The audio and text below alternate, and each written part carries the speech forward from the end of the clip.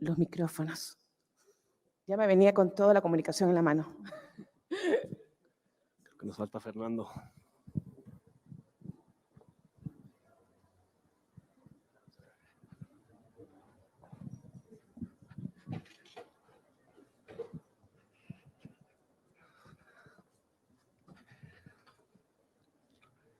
Hola, buenas tardes con todos.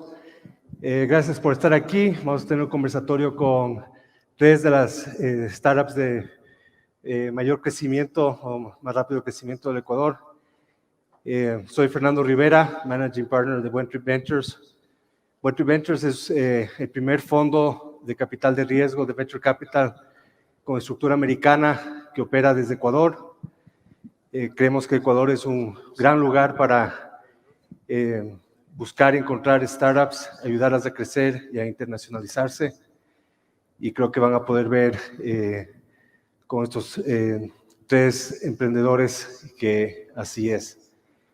Buen Trip Ventures nació luego de varios años de estar liderando la construcción del ecosistema de startups tecnológicas en Ecuador. Empezamos en el 2014 como Buen Trip Hub. Tal vez ustedes conozcan el radar de startups tecnológicas ecuatorianas que publicamos cada trimestre. Esta noche se publica la versión número 14. Y la verdad es que cuando arrancamos Buen Trip Hub, lo único que sabíamos, éramos un grupo de emprendedores con cierto recorrido, con cierto éxito en tecnología, que veíamos mucha capacidad dentro de los founders ecuatorianos, pero que faltaban 3 cosas, que son las 3 cosas que tratamos de dar siempre como Buen Trip Hub, que son contactos, conocimiento y acceso a capital. Luego de varios años con programas de mentorías y eventos como el Pitch Night de Buen Trip y ayudando a nuestras startups a entrar a programas de aceleración internacional. Bueno, tuve la fortuna de vender mi empresa tecnológica, que es una empresa americana con el desarrollo aquí en Quito, y eso me dio la libertad de empezar a invertir como ángel.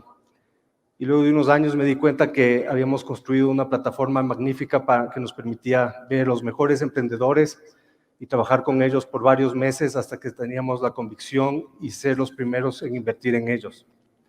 Entonces hemos tomado esa tesis de inversión y la hemos convertido en un fondo y tengo el orgullo de decir que tenemos más de 30 inversionistas y el primer fondo ya lo cerramos en diciembre del año pasado. Y ya tenemos, vamos a terminar con unas 23 startups en el portafolio, la mayoría de ellas con founders ecuatorianos, pero a mucho orgullo también tenemos empresas peruanas, mexicanas y bolivianas en el portafolio. Entonces, nada, con eso les presento a los founders, Juan Bernardo, Martín y Mateo. ¿Por qué no se presentan? Pues empecemos contigo. Hola con todos, mucho gusto. Mi nombre es Juan Bernardo Proaño, soy el fundador de Authority. Authority es una fintech B2C que le permite a todos los conductores o al dueño del vehículo poder realizar o gestionar todos los pagos relacionados a su vehículo en un solo lugar, que es una super app. Hoy por hoy estamos enfocados en 6 verticales. Estas son multas, matrícula, lavadas a domicilio, parqueaderos, peajes y seguro.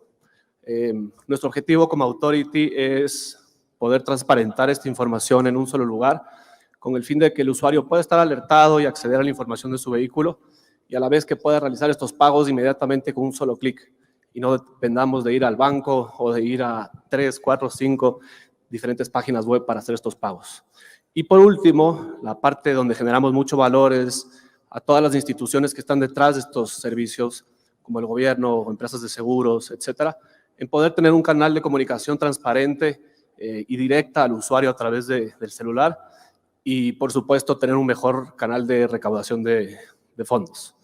Somos una startup temprana, salimos al mercado en diciembre del año pasado, básicamente 3 meses en el mercado, tenemos más de 30,000 descargas a la fecha de la aplicación y bueno, estamos con con miras próximamente a finales de este mes en abrir en México. Entonces, mucho gusto y gracias por el espacio. Bueno, igual buenas tardes con todos. Soy Martín Samaniego, soy médico y fundador de Relief. Relief es una plataforma de salud que principalmente se enfoca en facilitar los procesos de salud para el paciente, es decir, que los pacientes puedan conectarse de una manera fácil y eficiente con médicos, hospitales o clínicas, y que también puedan consumir la prescripción médica o la información de su seguro de salud directo conectado a farmacias, laboratorios o aseguradoras. Pues en nuestro caso tenemos una trayectoria un poco más larga. Empezamos alrededor del 2016 solucionando la vida del médico, enfocándonos en tecnología solamente para médicos. Sin embargo, pues al llegar la pandemia encontramos que, bueno, ya traíamos en ese entonces, creo que una de las redes de salud digital más grandes del país. O sea, estamos con un poco más de 1,200 médicos, 15 hospitales y como 40 clínicas. Pero el paciente en la pandemia pues encontró un problema más grande, que fue que pues, no podía conectarse a su médico porque todos nos encerramos. Y fue cuando decidimos pues darle un giro al negocio y ponerle al paciente en el centro de toda la atención, y que el paciente sea quien gestiona su salud desde una sola plataforma, o un one-stop shop de la salud. Pues ahí fue cuando conocimos también a Fernando Wentrip, que fue para nosotros un catalizador muy importante. Y hoy por hoy ya pues estamos operando en Ecuador, casi en 16 provincias, y acabamos de abrir operaciones hace un mes en México, y ahora mudando el equipo para México. Teo. Hola, está más alto.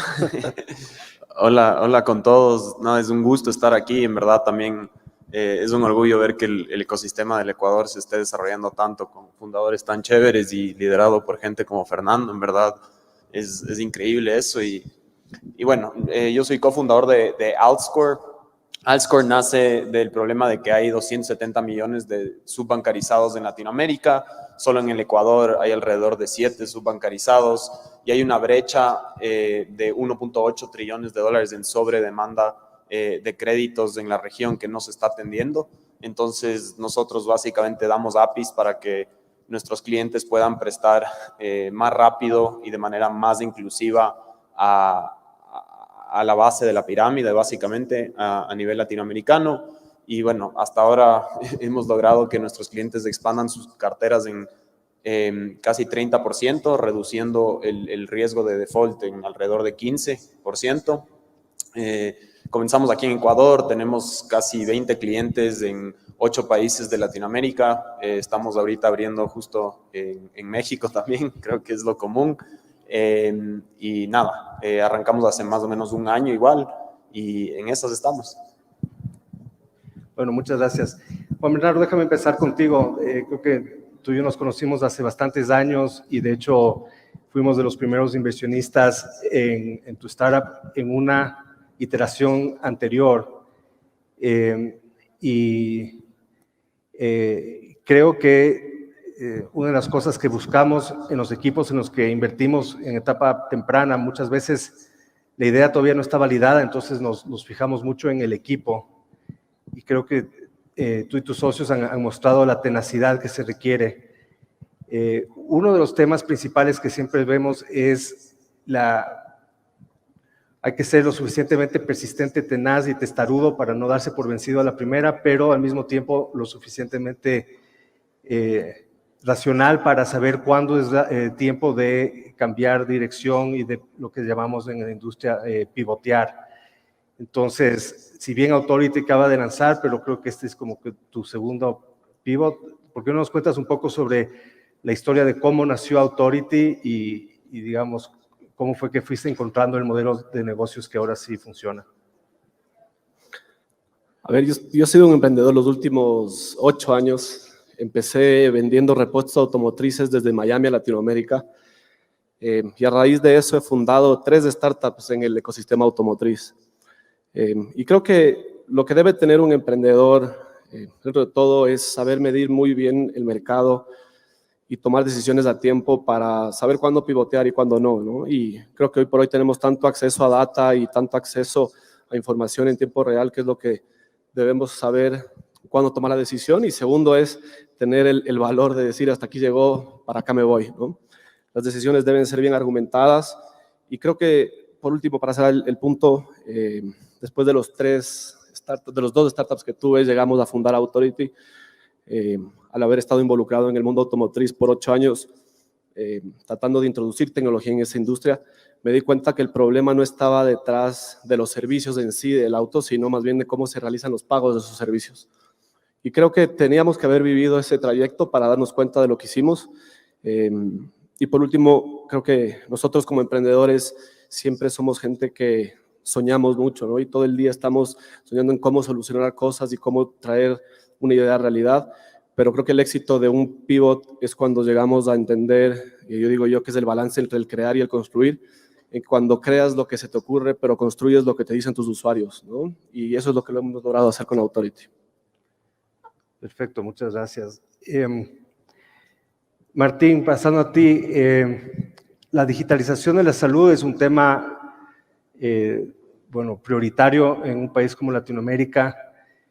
De lo que entiendo, es interesante que pasaste de ser un proveedor de servicios, de plataformas para los médicos, ahora a tener una solución integral, digamos, que es para poniendo al paciente en el centro, pero que en verdad es para toda la industria.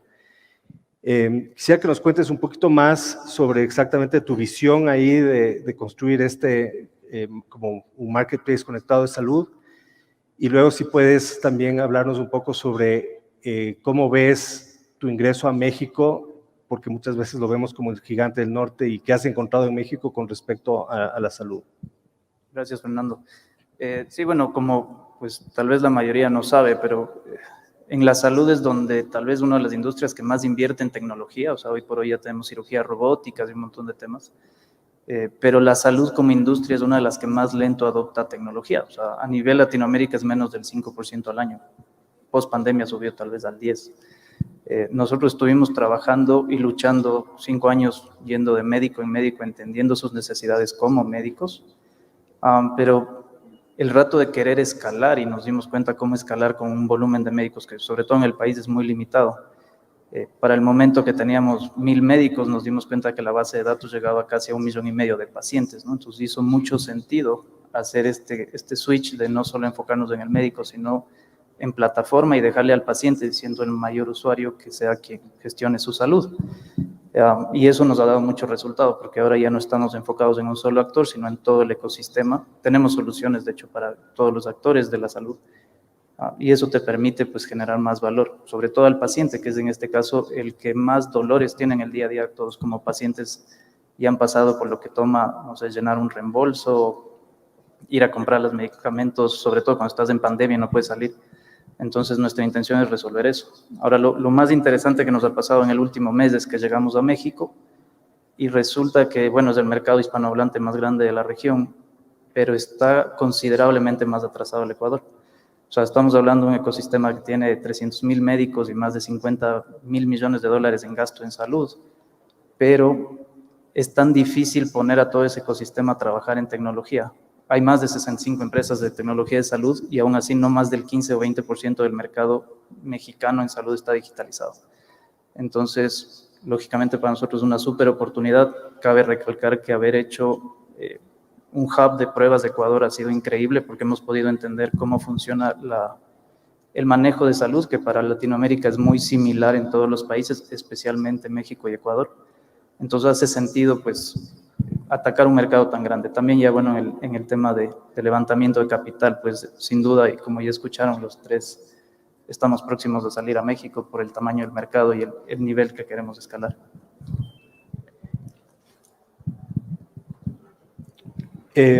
Mateo, ya mencionaste esto un poco en tu intervención inicial, pero cuéntanos por qué la data alternativa y, digamos, la inteligencia artificial o la analítica predictiva puede ser la herramienta correcta para resolver un problema de falta de bancarización que afecta a toda la región y que los bancos tradicionales no han logrado solucionar.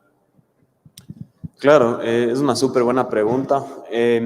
Básicamente, el problema más grande atrás de por qué hay tanto subbancarizado es que el sistema financiero por sí es excluyente de de las personas. ¿En qué sentido? De que si tú no has estado históricamente en el sistema o tienes algún familiar que ha estado históricamente en el sistema, no tienes manera de entrar al sistema porque los bancos no tienen datos históricos con los cuales analizar el comportamiento previo que hayas tenido. Entonces, a nivel general, lo que pasa en el sistema financiero es que antes de que se te otorgue un crédito, el banco chequea que hayas pagado tus tarjetas, que hayas pagado algún otro préstamo de consumo, algún otro préstamo que hayas tenido de casa o de carro.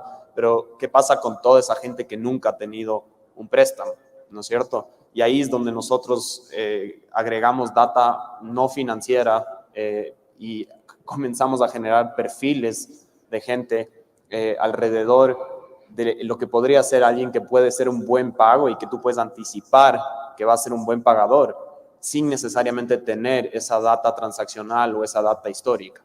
Entonces, lo que hacemos nosotros como Altscore es jalar todas estas fuentes de datos alternativos, agregarlas en una manera en la que nuestros clientes puedan procesar y analizar a las personas que no están en el sistema y que no han tenido préstamos y no han tenido historial crediticio. Gracias. Otra cosa que les une a los tres es, digamos, los tres han pasado por programas de aceleración internacionales. Aquí les dejo en cualquier orden que quieran, pero ¿cómo han visto ustedes que les han brindado valor estos programas de aceleración en la construcción de sus empresas? Si quieres empezamos otra vez.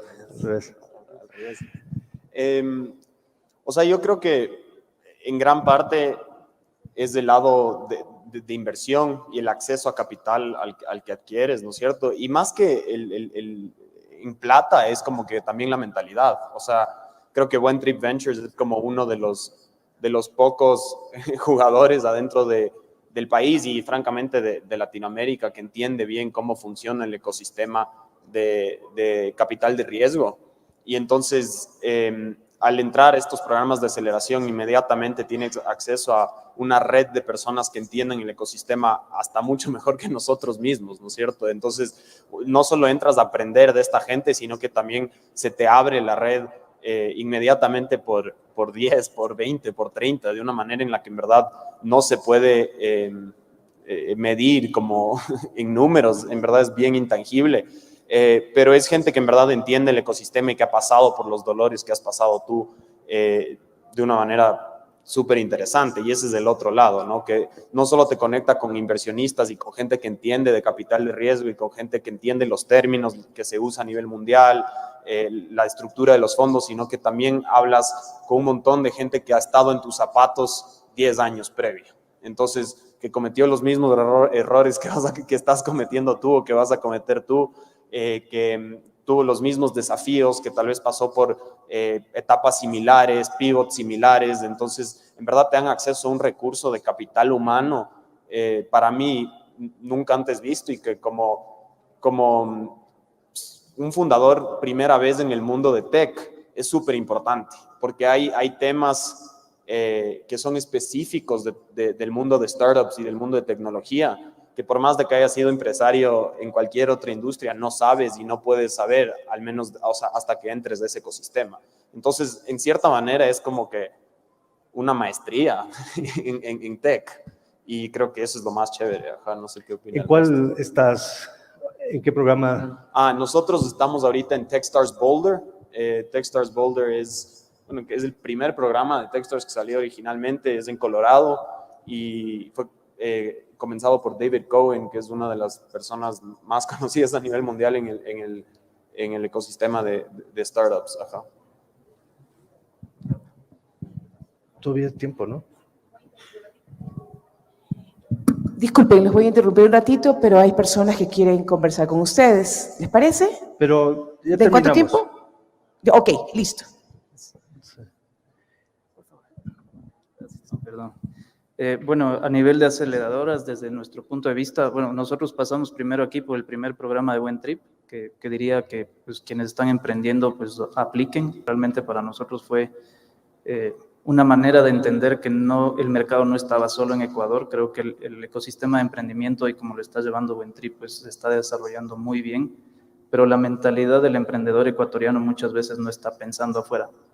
Habrá muchos que vengan estudiando afuera y entiendan lo que está pasando, pero quienes estamos aquí a veces no tenemos esa visión global, y para nosotros pues el programa de Buentrip fue inicialmente una manera de ver que no todo estaba en el Ecuador. Saliendo de Buentrip, y bueno, no somos el único, pero hoy por hoy estamos en el programa de 500 Startups de Latinoamérica, que se lidera desde un grupo en México. Fuimos la segunda empresa en entrar en este programa, o sea, empresa ecuatoriana. Justo la anterior entrada a nosotros también pasó por Buentrip. Y diría que la aceleradora no es tanto sobre capital, sino más como contactos, como decía Mateo. O sea, es el abrirte a una red de emprendedores y de mentores que pues tal vez nunca esperamos ni siquiera llegar de cerca a que alguien de esa o con esa trayectoria te pueda estar explicando o enseñando de sus experiencias y qué más puedes hacer.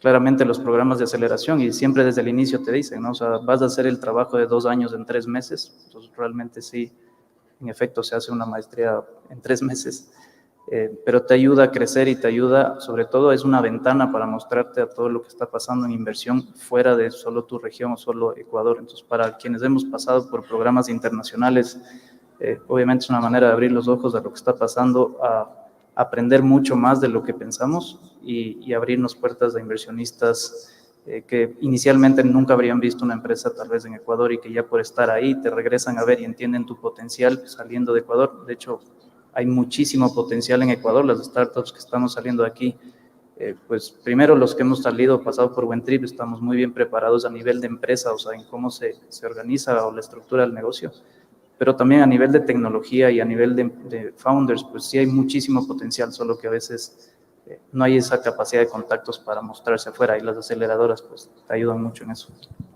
No sé si tienes algo que agregar. De acuerdo con todo lo que dijeron, pero bueno, nosotros estuvimos en Techstars Tel Aviv. Estuvimos viviendo en la ciudad más cara del mundo por 3 meses, cuando fue declarada la ciudad más cara, siendo emprendedores, que ya se imaginarán cómo es.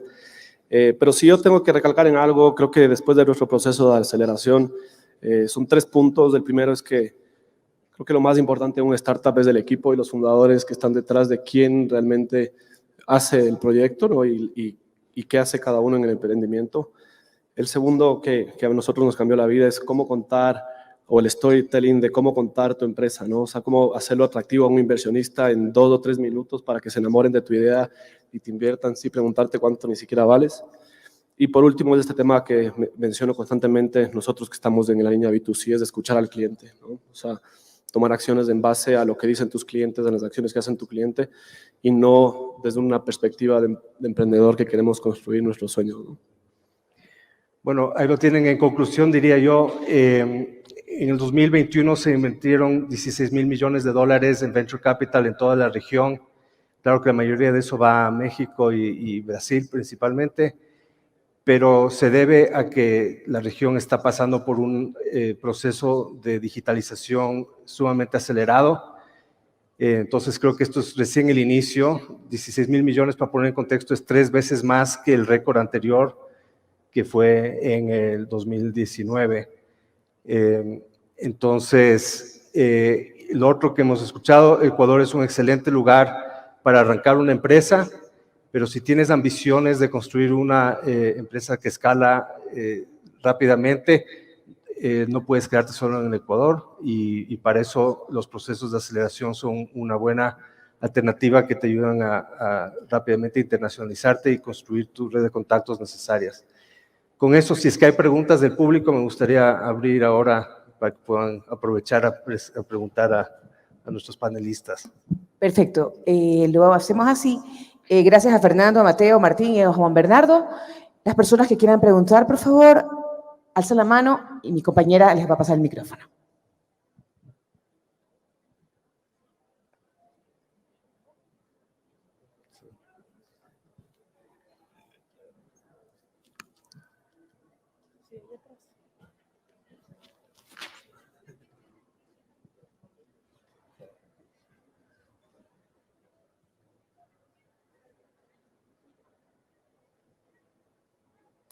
Hola, buenas tardes. Mi nombre es Paul Tapia. Quisiera saber ustedes como inversores en startups, ¿qué es lo que consideran importante para invertir en un proyecto? Porque ideas pueden haber muchas, pero lo que quisiera saber ustedes, ¿en qué se fijan para que el proyecto sea viable? Gracias. Primero una aclaración, no invertimos en proyectos, invertimos en empresas. Y lo que nos fijamos, bueno, primero, segundo y tercero es el equipo fundador, entonces ahí buscamos un equipo con capacidad de construir una empresa de clase mundial y de manera acelerada, es decir, un equipo que se complemente y que ya tenga algo de experiencia previa comprobada. Y luego, obviamente, el tamaño de la oportunidad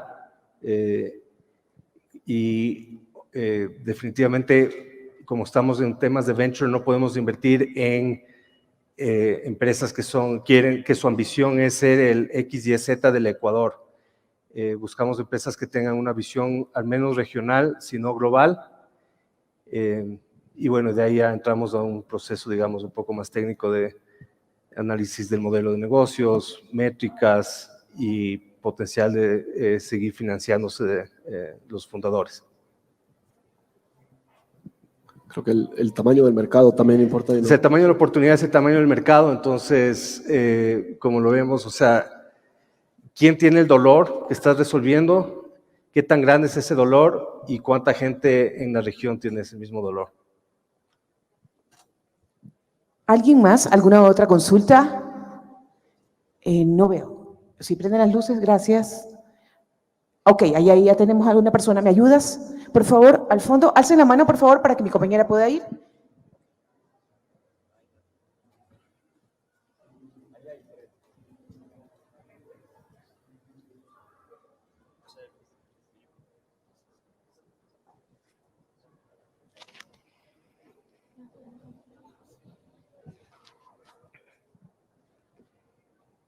¿Qué les parece si las personas que quieren preguntar se vienen un poquito más adelante para no recorrer todo el salón? ¿Les parece? Y así lo hacemos mucho más ágil. ¿Ok?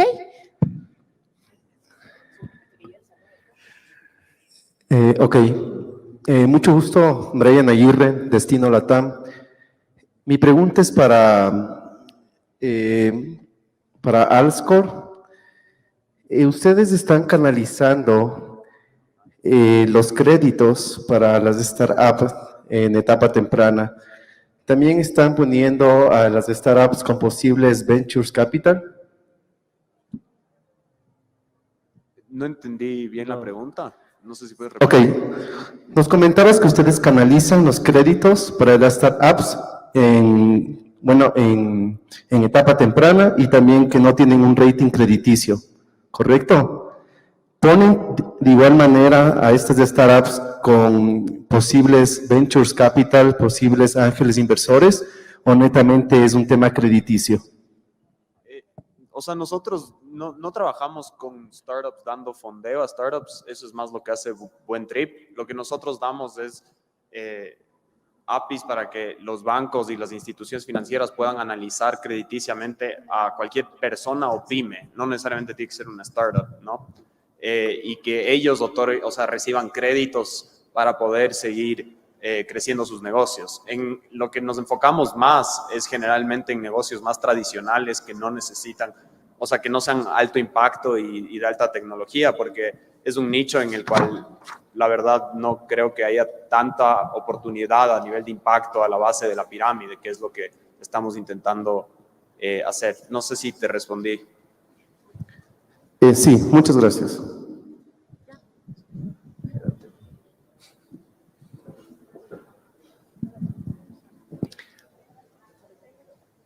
De este lado teníamos a alguien más que quería preguntar. Acá estamos. Ven, por favor. Es mucho más fácil si tú vienes y te acercas y lo hacemos más ágil. Gracias. Acércate, por favor. Gracias. Es que tenemos allá también. Vamos primero con el señor y después con la señora o señorita. Hola, gracias. Yo tengo, o sea, utópicamente pensaría que si Ecuador puede llegar a ser una startup nation, ¿ustedes creen que algún día podemos serlo? Y a su criterio, más que nada, ¿en qué tiempo y qué nos falta?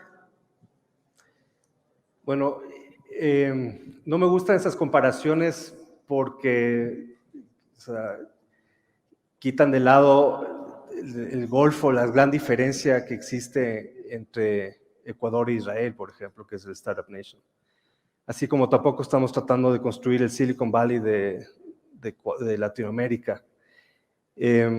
Lo que sí vemos es que hay mucho talento y hay mucha capacidad, y lo que falta son contactos, conocimiento y capital. Creo que en lo que hemos tenido éxito es en construir una comunidad de founders como punto central y indispensable para poder construir un ecosistema. Creo que muchas veces las políticas públicas y las ONGs internacionales y la banca de desarrollo tratan de venir a copiar lo que se hizo en otro país, en nuestros países, y entonces se gasta un montón de plata y se pone el venture capital primero, se pone a los programas de aceleración primero, y no va por ahí. Lo primero es construir una comunidad de founders y que uno de esos la pegue, uno de esos tenga éxito y que las personas de esa empresa se vuelvan los próximos inversionistas, los próximos emprendedores, y así se va construyendo el ecosistema, y creo que así se tiene más impacto. Si es que de ahí llegamos a asemejarnos o sea, me parece que nunca nos vamos a parecer a un país como Israel, donde simplemente no tenemos la misma historia, ni la misma cultura, ni la misma situación geopolítica. Con tal de que tengamos un ecosistema fuerte, creo que habremos hecho nuestro trabajo. Y una aclaración que por lo general, con la pregunta anterior, me saltó. En el Ecuador, la inversión patrimonial, que es lo que hacemos nosotros, es muy poco conocida. La mayoría de las empresas son empresas de segunda, tercera generación, donde el emprendedor ya murió o está jubilado, y entonces, o son pequeñas empresas, 90% son MIPYMES que mueren a los 3 a 5 años. Entonces, uno escucha financiamiento, inversión y automáticamente piensa en deuda, porque hasta ahora los únicos que han financiado cosas son los bancos. Pero para una startup de etapa temprana que quiere crecer rápidamente, la deuda no es una buena opción, porque cada dólar que vuelve a entrar a la empresa se reinvierte en más crecimiento. Entonces, por eso es que cuando dicen financian proyectos, financian startups, solo quiero aclarar que lo que hacemos es asociarnos a largo plazo, mínimo 10 años, con las empresas de nuestro portafolio, y somos socios. Estamos ahí, nos juntamos con cada uno de ustedes cada semana, hablamos de estrategia, ayudamos a tomar decisiones. No tomamos un puesto en el directorio porque no nos parece que tienen tiempo para burocracia en este momento. Eso ya verá más adelante. Ahorita es ir de 0 a 1, cómo construir algo que pueda escalar y que pueda demostrar que está solucionando un problema. Y para eso lo que se necesita son socios, digamos, patrimoniales, socios de verdad, que estén en la estructura de capital y no prestamistas. Hola, soy Gabriela Chonglong de Authors Media. Tengo una pregunta para los creadores de las apps. Básicamente ustedes cuando empezaron, ¿vieron el mercado ecuatoriano para enfocarse en cada una de sus apps, o sea, el desarrollo de sus apps, o directamente se enfocaron en el mercado extranjero? Porque escuchando todo el tema del propósito, de la cultura, de la familia, creo que todos estamos aquí para empujar hacia que el Ecuador salga, ¿no? Entonces, no sé cómo ustedes lo ven o cómo ustedes empezaron desde ese punto.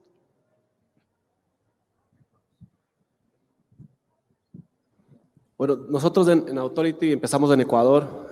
Todos nuestros negocios han empezado en Ecuador y creo que se ha escuchado mucho en este espacio estos 2 días el tema de que Ecuador es un laboratorio. Estoy de acuerdo con eso. Básicamente creo que el objetivo de la expansión a mercados más grandes es por un tema de levantamiento de capital para crecimiento rápido, ¿no? Los fondos de inversión de Venture Capital de Estados Unidos o de México o de la región, pues pues de alguna manera tienen una exigencia de que estés en mercados más grandes, con potenciales. Eso no quita peso al Ecuador como un laboratorio de aprendizaje. Nosotros en Authority personalmente creemos mucho en el talento ecuatoriano, es decir, todos nuestros empleados, tanto de marketing, de tecnología, están en Ecuador, y creo que esa es la manera de poner a Ecuador en el mapa, ¿no? O sea, generando empleo. Creo que hay un talento impresionante en nuestro país, gente que trabaja en industrias tradicionales como la banca, como en seguros, que tienen muchísimo conocimiento, pero tienen ese miedo de arriesgarse a entrar a un startup, ¿no? Por el riesgo que hay. Y bueno, creo que las cosas tienen que ir cambiando poco a poco. Es lo que pasa en otros mercados y hacia allá es hacia donde vamos, ¿no? Bueno, de nuestro lado como Relief sí empezamos enfocados solo a Ecuador desde hace algunos años. Todo nuestro equipo, bueno, hoy por hoy ya no, pero casi el 90% de nuestro equipo es ecuatoriano y sí, en efecto, hay mucho talento acá.